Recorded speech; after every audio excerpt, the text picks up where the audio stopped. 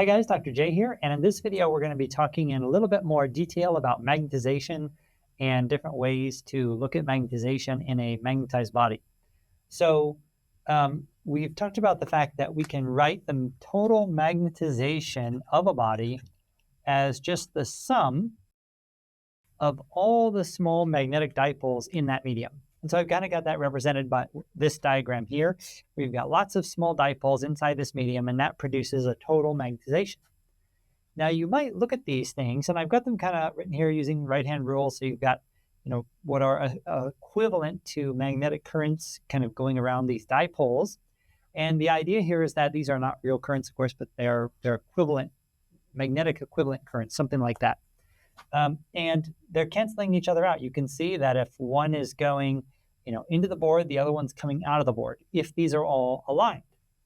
And so you might think that they would all cancel each other out. And they do in the volume. If everything's perfectly aligned, these effective or equivalent currents, we'll call them equivalent magnetic currents, cancel out in the body, but then it produces a surface current, IS.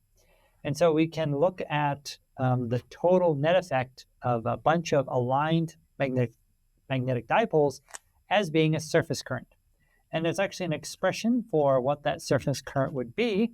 It's the total magnetization crossed with the unit normal vector. The unit normal, of course, being the unit vector, which is perpendicular to the surface of that volume. So that's our surface currents. You might have a situation where some of those magnetic dipoles are not exactly aligned for various reasons, and that would produce an effective magnetic current in the volume, and that is what we're calling IV. So we have both the surface current, we'll say the equivalent surface current, and the equivalent volume current, IV, and IV is going to equal just the curl of the total magnetization. Right, so we can think about either the total magnetization as being that sum of dipoles, or we can think about it as kind of a sum of the volume and surface equivalent currents. So these are two kind of complementary ways to view the magnetization of a body. Now, going back to our magnetic potential, which I've got written up here, magnetic potential constant times the integral over the volume, magnetization dotted into the gradient of 1 over r. So that's our Green's function again, total magnetization, just like we talked about, kind of comparable to the gravity formulation. And then we've got our constant here. Now, what we want to do is we want to kind of think about how the potential works in the context, not just of this total magnetization, but in the context of these different equivalent currents. And so what we're going to do to do that is we're going to use an identity which is given in the book. And that identity is the divergence of two functions. One of these functions is a scalar function, the other is a vector function, is going to be equal to the gradient of the scalar dotted with the vector added, sorry, I'm going to give myself a line there. There we go. Added to the scalar function, and we're going to take the divergence of the vector function. So del dot phi times a, gradient of phi dot a plus phi times del dot a. Okay, so this is just a vector identity. It's probably in the back of the book. We could refer to it, and we're going to use it now to look at, what are we going to look at? We're going to look at this term here. So you can see this is m dot gradient of 1 over r. So if we make some kind of appropriate substitutions here, this phi is a scalar function, so we would use that 1 over r there, and then m. So let me just rewrite this over here. So we've got the definition here. We've just substituted in our values. We're going to say dot m, gradient of 1 over r, dotted m, plus 1 over r, del dot m. Okay, so again, this is just the vector identity. Now, the thing to notice here is we have this term, which is actually the same exact thing as that term. Now, you'll notice it's flipped. We got the gradient second over here. Gradient is first here. But for a dot product, the order doesn't matter. A dot B is the same as B dot A when you're talking about vectors. So that's fine. And so these two things are equivalent.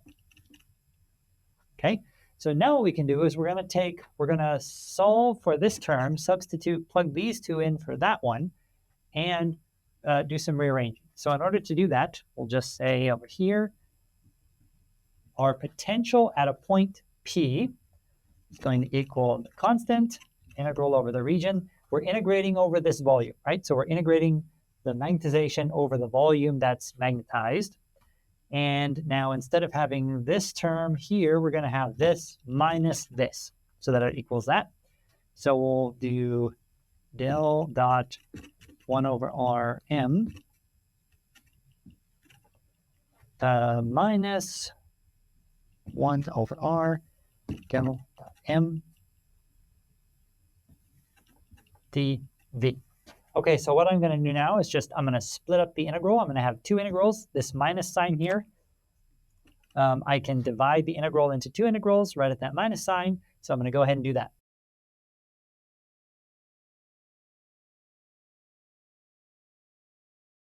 So now I've just split the integral up. So we're still, all we've done is we've just rewritten this term using this vector identity.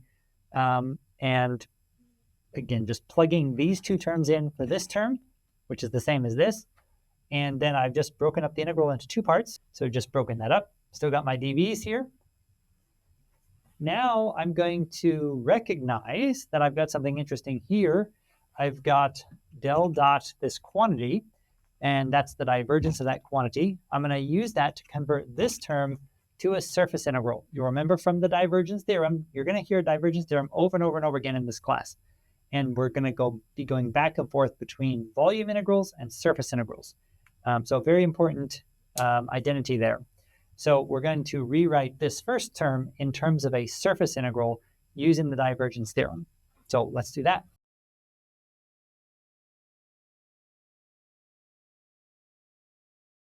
All right, so hopefully now you can see what we've done. We started with the magnetic potential. We used this vector identity to substitute this term for these two terms. We've rewritten one of those terms, substituted those into the integral, broke it up into two parts, and then rewritten one of those terms using the divergence theorem to write that term as a surface integral instead of a volume integral. And now what do you see? You see something which is an integral over the surface of this region, magnetization dotted into the normal vector divided by r, integrated over the surface, minus magnetization over the volume region of del dot m over r. This is a volume integral. So somehow now we have taken our magnetic potential and turned it into our magnetic potential written in terms of just the total magnetization and our Green's function. And we've written that in terms of something which is over the surface and something which is over the volume.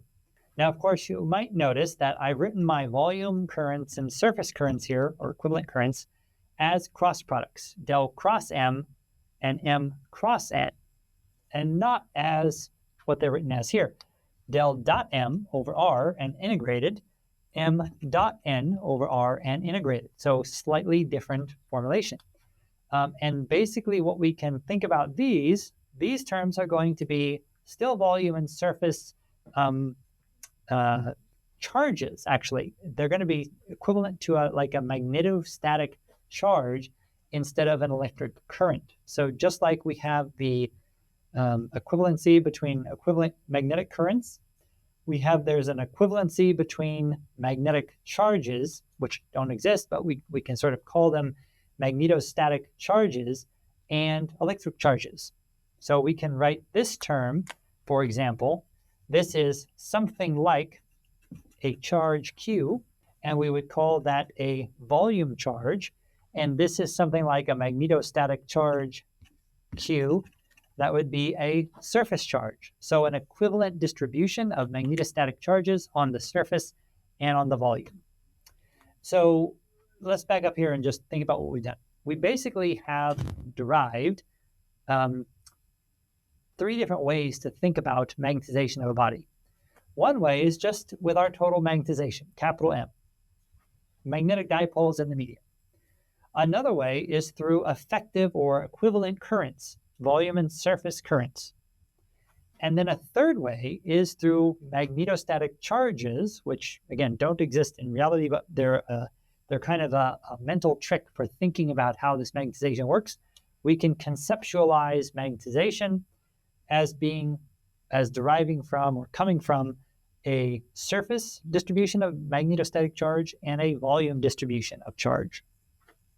Again, the idea here is not that that magnetostatic charges exist or that these currents exist, but they're equivalent to what would be an electrostatic charge on the surface and on the volume, or what would be an electric current in the volume and on the surface, which is all related to this distribution of magnetic dipoles. So 3 different ways of looking at the distribution of magnetization in a body. So lots of good mathematics here, hopefully not too confusing. And we will talk more about how we can relate magnetics, actually the magnetic potential, to the gravity potential in the next video. So see you in the next video.